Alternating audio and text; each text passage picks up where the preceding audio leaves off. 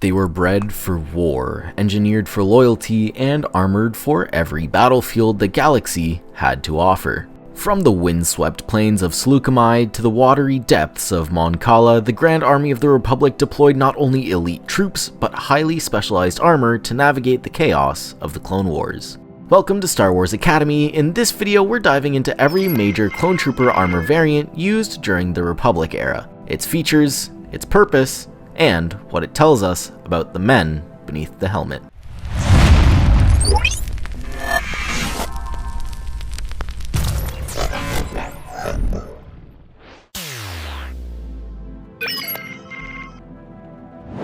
Typical Phase 1 clone armor was the Republic's first mass-deployed design, standard issue for millions of soldiers bred on Kamino. It featured a full-body, 20-piece plastoid alloy shell in clean white, segmented at the joints for mobility. The T-shaped visor on the helmet provided a narrow but focused field of view, while a heads-up display, air filtration systems, and integrated comlink were packed into the helmet's compact frame. This heads-up display linked directly with the weapons the clones would use in the battlefield, while also giving readouts of current ammunition availability and other important displays. Shoulder pauldrons, chest plating, and shin guards formed the bulk of the armor's protection. The overall look was inspired by Mandalorian armor, stern, uniform, and militaristic. Functionally, it prioritized full environmental sealing for hostile worlds, but its rigid design made prolonged wear exhausting. It was heavy, bulky, and uncomfortable, but in terms of protection, it was some of the best the Republic offered, and even outclassed Phase 2 armor in terms of its defensive capabilities, according to Captain Rex. Advanced Recon Commandos wore customized armor with distinct upgrades. Shoulder pauldrons with ranking indicators, fabric commas to protect from shrapnel and debris, dual antenna, and chest-mounted gear for mission adaptability and extra protection. The helmet included a rangefinder for enhanced targeting and recon optics, displaying additional information on the heads-up display linked to the helmet, including the range of distant combatants. The design was more angular and imposing, fitting for elite units tasked with high-risk missions. This armor allowed greater heads-up display integration and additional ammo and equipment storage, enabling ARC troopers to operate independently for extended periods. First used during operations like the Citadel mission and given to ARC troopers initially, this transitional armor combined the core of Phase 1 with early features of Phase 2. The helmet was sleeker with more improved visors and better air circulation. The torso and limb plates were lighter, reducing fatigue and enhancing mobility. The comma and tactical webbing returned in a more refined, less bulky form. This hybrid look reflected not just a shift in technology, but in tactical doctrine, favoring speed, initiative, and adaptability. Phase 2 clone armor evolved from its predecessor by being more modular, lighter, and more user-friendly. The helmet was redesigned with a curved, streamlined shape, larger visors for better visibility, and enhanced sensory arrays. The internal respirator was, however, altered, forcing the helmet to be modified to connect to an external respirator module instead. Body plates were thinner but more strategically placed for protection. Armor colors became unit-specific, blues for the 501st, yellow-orange for the 212th, allowing for unit pride and battlefield coordination. While this was also the case for later stages of Phase 1 armor, it was more widespread with the use of Phase 2 armor. The Phase 2 armor set emphasized individuality, a sharp contrast to the clone's original purpose. More comfortable than Phase 1 armor, it was the preferred armor of most soldiers in the Republic, though some still preferred the better defensive capability of Phase 1 armor, hybridizing their own personal set like Captain Rex did. Heavier and more robust, Katarn-class armor was more angular than most standard gear. Its helmet featured a glowing visor with tactical overlays, audio sensors, and night vision modes embedded into the heads-up display, whereas typical helmets would require external attachments for such modifications. The plating was layered for maximum survivability and shock absorption. Its sharp angles utilized the same methodology as tank armor, where angles redirect shots fired by the enemy, maintaining the structural integrity of the armor. The armor itself included an onboard AI, environmental sealing, and interchangeable weapons modules via the DC-17M. Visually and functionally, this armor screamed efficiency and resilience, built for long-term black ops behind enemy lines. This was by far the most sophisticated armor in the Republic arsenal. ARF troopers supported a lighter, more breathable armor variant. The helmet had a high-angled crest and wide goggles for panoramic scouting visibility. The chest and shoulder plates were minimized, favoring speed over protection, solidifying their role as the Republic's initial forward scout troopers. Their camouflaged variants blended into jungles, deserts, and urban zones. These clones operated at the war's edge, where stealth, speed, and endurance were paramount. If these soldiers were used in the front line of combat, it was typically in wide open environments where the favored maneuverability and speed of this armor was most useful. This sealed aquatic suit featured rebreather modules, flipper-like boots, and hydrodynamic helmet shapes with advanced visors to help visualize low-light environments. The gear enabled silent propulsion and underwater HUD adjustments, and communication with aquatic allies. The design was rounded and smooth, minimizing drag. It kept pressure stable and sensors intact, allowing clone teams to dominate aquatic areas. Further equipped with SCUBA backpacks, Clone Dive armor was equipped with gill grills and a pair of breathing tubes which circulated oxygen into the helmet. There were two versions of this armor that transitioned along with the typical Phase 1 and 2 clone armor. The Phase 1 version of this armor featured a black helmet with an oxygen mask, whereas the Phase 2 armor was fitted with 6 underwater propulsion jets to aid with underwater movement. Characterized by a stockier reinforced build and oversized oxygen tanks on the back, Flame Trooper armor was dark tinted and heat resistant. Using Mark II hotspot insulated armor as opposed to the inefficiently filtering Mark I armor, the visor was polarized against glare, and the gauntlets were adapted to handle flame projector recoil and intense heat. The heavier plating around the legs, chest, and arms was critical for protection during bunker clearing operations. Jet troopers wore armor with reinforced backplates for jetpack mounting. They had an aerodynamic trim and lighter shin guards to aid aerial maneuvering. Helmets often had visors with altimeter and gyro displays. Their armor was more compact and mobile, with reduced bulk to enhance balance mid-flight and increase maneuverability. This unit of clones always had the same marking pattern despite their battalion affiliation: a red arrow marking on their forehead and a geometric chest plate pattern.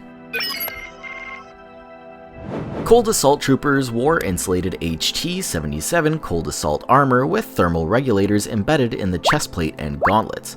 The helmet included a filtered mask for frostbite protection and a slimmer visor to reduce glare. Padded undersuits and environmental seals allowed survival in sub-zero conditions. This armor mimicked the snows of their deployment zones for better camouflage. This variant featured shoulder armor, sealed gauntlets, and a thick gorget to protect from radiation, fungal, or acidic atmospheres. The helmet had external sensor arrays and atmospheric filters. Seen during the assault on Megiddo, its imposing, rugged appearance made it ideal for environmental hazard zones. This armor existed exclusively as a Phase 2 modification without a Phase 1 counterpart. However, the armor itself is most similar to the insulated armor used by clone flame troopers, but in this case it was far more reinforced with extra leg armor and a more maneuverable lower torso. The Biker Advanced Recon Commando Troopers had sleeker chest plates and helmets with visor slits optimized for high-speed travel. Aerodynamic shaping, reduced wind resistance, and reinforced boots gave them better control on speeder pedals. Some units featured camo patterns for wilderness recon, where their gear merged scout agility with battlefield durability. The soldiers themselves were a branch of ARC troopers, which tends to be overlooked given their specialty with piloting speeder bikes. Wearing the typical Phase 2 armor set with a modified helmet for improved visual scanning while moving at breakneck speeds, they were not worn down by the heavier ARC armor variant, but not so vulnerable as using ARF trooper armor. ATRT drivers wore specialized suits with thinner chest and leg armor to facilitate cockpit mobility. Their helmets featured a wide visor slit and HUD uplinks connected to Walker's sensors. The lack of bulk allowed better seated control and rapid dismount in emergencies. The ATRT driver's helmet also featured a protruding enhanced long-range comlink, allowing them to operate at a distance from their vehicle. Whereas the typical clone armor had a T-shaped visor, AT-RT drivers had two visors, one for each eye. They wore life-form scanners strapped to their chest plates with a circular metallic appearance and red sensor in the middle. These clone troopers typically served in scout or support roles. The Republic Scout Trooper was a precursor to the Imperial model, featuring a lightweight, semi-rigid frame with padded undersuits and mid-length boots. Not to be confused with AT-RT drivers, the helmet had enhanced audio receptors and a narrowed field of vision for long-range scanning. Jungle camouflage patterns and compact weapon slots made them ideal for deep recon in Kashyyyk. The Scout Trooper was in fact a Phase 2 variation of ARF armor, and the helmet of these specific troopers had macro binoculars built into them. Personally, thanks to their armor coloration, I believed that this group of clones operated exclusively under the 212th Attack Battalion when I was younger. The bright orange armor and insignia of the Ordnance Specialist Troopers stood out on purpose. High visibility helped track them down during chaotic EOD operations. Unfortunately, these troopers didn't have much specialization other than their coloring. Clone engineers wore standard Phase 1 and Phase 2 clone trooper armor modified with more rounded, padded, and reinforced helmet designs. Their Phase 2 helmet featured two visors instead of a single T-shaped visor. The top of their helmet also featured a headlamp, allowing for better colored vision in dark surroundings or under vehicles.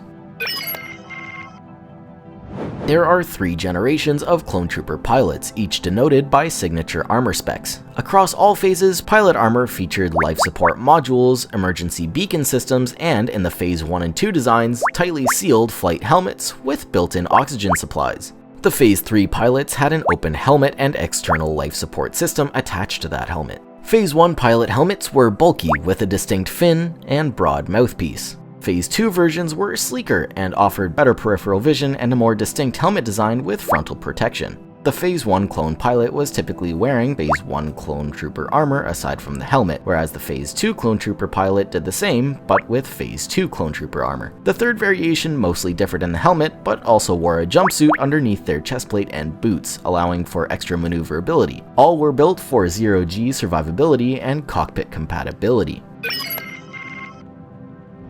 Covert Ops armor came with sound dampening plating and visors with low light heads-up displays. Soldiers specializing in dirty work, this armor was used in infiltration, its sleek stealth-oriented design eliminating extra bulk. Helmets often included multi-band encryption for intel relays. This armor was equipped with reflective light-bending material, allowing them to evade detection. Function dictated form. These troopers blended into darkness, striking before alarms could be raised. Paratroopers often deployed behind enemy lines, wearing modified Phase 2 armor with distinct features. They had reinforced torso plating to absorb impact from aerial insertions. They wore sleek, beehive helmets with built-in filtration masks, and a narrowed forward-facing visor to reduce wing drag. Lightweight and flexible, the gear provided just enough protection while maximizing mobility upon landing. The 212th Airborne Company exemplified this armor in battle, especially on planets like Utapau. Clone gunners stationed in vehicles like the HAVW A6 Juggernaut or ATTE wore a variant of standard Phase 1 and 2 armor that emphasized head and chest protection. Their helmets were equipped with enhanced targeting optics and stabilized heads-up displays for precise aiming under recoil. The chest piece featured additional recoil dampeners and shock padding along with their helmets, allowing them to remain stable while operating heavy cannons. The armor was visually utilitarian, plain but reinforced, ensuring that these troopers could survive inside the Republic's largest weapons platforms. Clone assassins were rare and highly trained operatives used for covert eliminations exclusively against Jedi, commissioned by Chancellor Palpatine himself. Their armor was a modified minimalist version of Phase 2 gear. They were light and offered little protection since these soldiers would be dueling against lightsaber-wielding opponents. Their helmets were a low profile with advanced sensors. Assassin armor lacked bulk, designed instead for speed, stealth, and agility. They were also equipped with twin vibro blades attached at the elbows, extending their reach and adding to their lethality. Special Ops troopers operated in colors that matched their environment. They existed in both Phase 1 and Phase 2 variations, with the latter having reinforced armor for harsh environments and prolonged engagements. The armor featured encrypted comlinks and compartmentalized storage for tech devices, slicer tools, or demolition gear, typically stored in a backpack of sorts. A blend between covert gear and frontline protection, it was used by elite troopers like those within the 21st Nova Corps on Geonosis. Not to be confused with Imperial-era Shadow Troopers, Republic Shadow Troopers were an elite division specializing in infiltration, counterintelligence, and black ops. Their armor was typically jet black, aiding the soldiers in this particular unit, catering to their specializations. The helmet had scrambling fields and heads-up displays tuned to detect electromagnetic pulses or motion sensors. Their very design embodied secrecy. They weren't seen until it was far too late. Blaze Troopers were a rare sight indeed, used in high-destruction shock assaults. Their armor featured incredibly thick and high heat-resistant plating.